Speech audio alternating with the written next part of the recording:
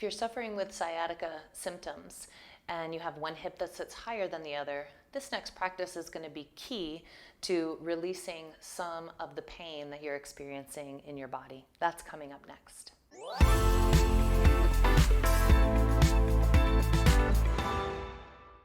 One hip sitting higher than the other sets up the perfect conditions for sciatica symptoms.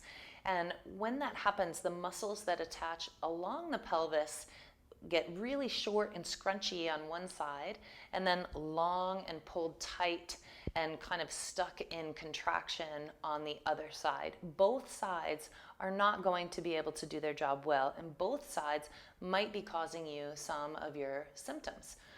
The two muscle groups that I want to address in this video are Quadratus Lumborum, which lives in the lumbar, along the lumbar spine on both sides, and it lifts the hip one side to the other. And the other group of muscles is the Erector Bundles. These are big, long ropes that go all the way from the top rim of the pelvis, all the way up through the back and up to the skull, actually, all the way through. So these two muscle groups, because they attach on the pelvis, will be affected by one hip sitting higher than the other. And I've noticed in my clients and students I've worked with that high side, the hip that's sitting high, we'll say maybe the right side, that side, the erector bundles get really bundly and short and sticky right along the lowest couple of ribs. And that can cause pain that radiates down into your buttocks. And also the low side is going to get long and taut and pulled. That's the side that most commonly you'll experience the symptoms because, again, as I've said before in many videos, the muscles that are pulled long are often the ones that cause our pain. But to be able to effectively level the pelvis, one of the steps is releasing that Quadratus Lumborum in the low back and then releasing in the erector tissues on those low ribs to just help soften everything down and release some of that tension. The symptoms you may be experiencing with these muscles being out of balance are lightning-like pain around your sacrum or at the SI joint dysfunction, radiating pain around the hip. You could be experiencing a deep ache in your buttocks, difficulty standing from sitting, and even some other things. But those are key pain symptoms that you'll have, and that might be a part of your sort of sciatica complex that you're experiencing. So I'm going to take this small ball. It's about the size of a tennis ball. This is one of my favorite balls, Myofoam small ball. And I'm going to take this and we're going to release along the low ribs, those erector bundles, and then we're going to get into Quadratus Lumborum itself. So grab a ball about this size, softer is better. Please don't use a lacrosse ball, especially on your ribs. And let's go to the wall and do this release. To find your Quadratus Lumborum in the area that we're going to work today, you can place your hands in the soft part of your waist and then walk your thumbs around. You could press in toward the spine in that soft part of the waist and feel that there's probably some tenderness along these edges. They're kind of the arms of the lumbar spine called the transverse processes. And if you follow that up, you kind of start to bump into your low ribs. So this area here is where we're going to release the erectors and we're going to ride out along that low rib. And then we're going to get into Quadratus Lumborum itself to alleviate these glutes symptoms, SI joint symptoms, and lightning-like pain that can strike you when that QL and those erectors are kind of jacked up with tension. So we're going to grab our ball and we're going to place it just at that low rib area, that intersection of the low ribs and the QL. And we're going to bring that right to the wall. And if you kind of step your feet forward, you get more pressure on the ball. Step your feet back, you get less pressure on the wall. And so I'm going to start by just kind of going up and down. I'm right next to the spine. I don't want to roll on the spine. I want to be just to the side of it and go up and down there. Now I'm starting on what would be the high side because that's the side that's short, and I want to release that first. So I'm going to just keep my arm out of the way. You can keep your arm nice and relaxed. And as I go up and down there, I feel that there's some tension right at that low rib area. So I'm going to sink into that space. I'm going to rock a little side to side, bump into the spine, move away from the spine, turn a little. Find really the kind of height of tension in there, and then take a couple breaths.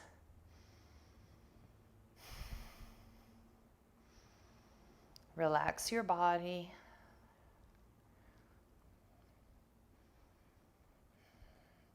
And then I'm going to move up and down again. As I come a little bit down lower, I'm right at that low rib, right next to that lowest rib. Turn your body a little toward that side. Wiggle a little around so that you find that really tender spot that's around there. There's mine. I find a really tender spot. I'm turned just slightly toward that right side, and I'm going to take a few breaths here. I can even feel that kind of radiating a little bit into my butt. That's common for this spot. Relaxing your body, softening your jaw, soften your eyes, and then you're going to start just rotating a little bit side to side, tracing out. You should feel that low rib under the ball. And I can feel all along that lowest rib. It's a little bit tender. I come out a couple inches from the spine, turned to the right, and now I find a really tender spot. It's kind of right where that Quadratus Lumborum attaches up onto that lowest rib. And now you're going to kind of sway your hips a little tiny bit side to side. And that just really quickly cleared that spot for me. So we're right on those erector bundles, right on the lowest two ribs, just above Quadratus Lumborum. And that feels a lot smoother and easier for me. And then I'm going to come below that rib and turned to the right. So I'm about 45 degrees turned to the right. And that allows that ball to get right next to the spine. See how it's in the soft part of my waist, right next to that lumbar spine. And then I'm going to shift my weight from foot to foot, kind of rocking forward and rocking back. And as I rock forward, the ball comes right into that Quadratus Lumborum area. I can explore a little bit up and down, finding the spot that's very tender. And my spot today is a little bit low in that Quadratus Lumborum, just above the top rim of the pelvis. So I'm going to sink into that spot. And I'm going to do a little side bending away and toward, away and toward. And then I'm going to move my hips side to side again. Oh, that really drives the ball into that point, kind of wagging your tail side to side. And it's helping the nervous system to retrain to not hold on to that tension right there. Oh, that feels better. Great, I'm going to go up and down. Often there's a spot right at the bottom there by the top rim of the pelvis, right in the middle of Quadratus Lumborum, and then right at the top by the lowest rib. So I'm going to move that ball up. I'm right in the middle now. I sink in. Oh, I'm right on a trigger point. I can feel that referring downward. It's really affecting my leg and wrapping around the side of my pelvis a little bit. So I'm just going to set here for a little bit and then wag the tail side to side. So that stretches the Quadratus Lumborum and then activates it a little bit. And that little sway of the hips side to side, like a little QL dance, is what helps that muscle to reset so much better. I can feel my pelvis is moving much more freely. Still a little tender, but not nearly as tender as it was. And so now I'm going to go up to that very top corner, right near that lowest rib, and right at the intersection. I'm not right next to the spine. That's not going to get me in QL. I have to be turned about 45 degrees and then rocking right up to that Quadratus Lumborum.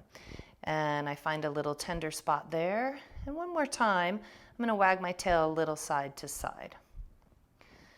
And in this spot, that isn't affecting it quite as much. So I'm going to do a little side bend. Now I'm feeling more of that QL changing as I kind of rock my upper body side to side.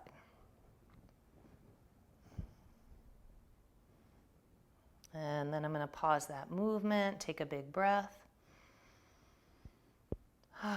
Relax the body.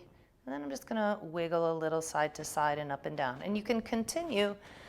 Those are kind of the three main trigger points. You can continue. You might still feel a little soreness. You want to go back and do it again a few times today to really get those muscles to shift and to stay shifted. So I'm just exploring all around. Feels so much better. Yeah, so much better. And then you might go ahead and do this on the other side, starting up at the lowest rib, going across, up and down, and then getting back into that Quadratus Lumborum. So now that we've released some of the right side, we're going to do a side bend stretch. So now to just kind of give a nice stretch to the QL and those erectors, you're going to stand at the wall, and you're going to stand with the side that you just released away from the wall. So that was my right side. I'm going to stand with that away from the wall. And I'm going to bring my left hand to the wall. And I'm going to take my right arm up and over and lean toward the wall until the right hand kind of comes to the wall, if it does. And then you can push both hands into the wall and push your hips out toward the center of the room, and that's going to open up that whole side. And you're going to stretch and then release and then stretch. Take a big deep breath. Exhale, come up to stand. And we're going to do that one more time. Reach that hand over to the wall. You could even bend the inside knee. Push the hips out towards center of the room. And then come back up to stand. And that's it. Releasing those erector bundles and the Quadratus Lumborum that get really stuck and out of whack, and that can be a significant cause of your sciatica symptoms. I'm Kat Matlock here at Free Body. Thanks for watching.